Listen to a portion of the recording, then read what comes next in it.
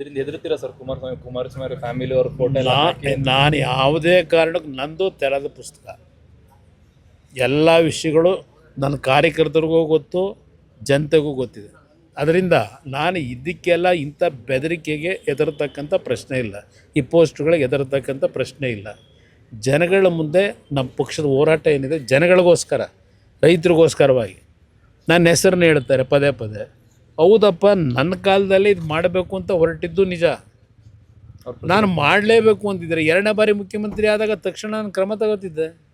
ಆ ರೀತಿ ಇದ್ದಿದ್ರೆ ಯಾತಕ್ಕೆ ನಾನು 2ನೇ ಬಾರಿ ಇದ್ನಲ್ಲ, ಯಾಕೆ ಮಾಡಲಿಲ್ಲ?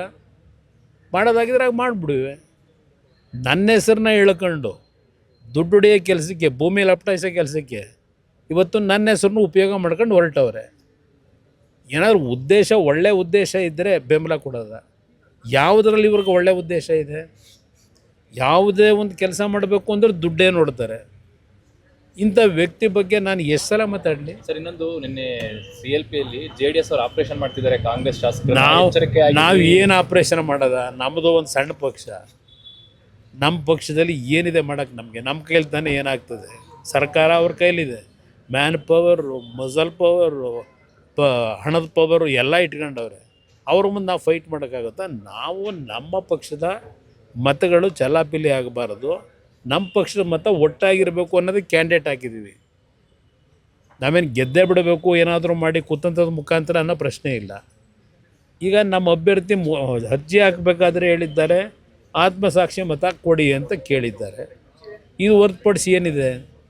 ಇವತ್ತು ನಮ್ಮ ಜೊತೆಗೆ BJP ಪಕ್ಷದ ಸರ್ಪ್ಲಸ್ ಓಟಿದೆ. ಆ ಓಟಿಗೆ BJP ನಾಯಕರಿಗೆ ಮನವಿ ಮಾಡಿದ್ದೇವೆ.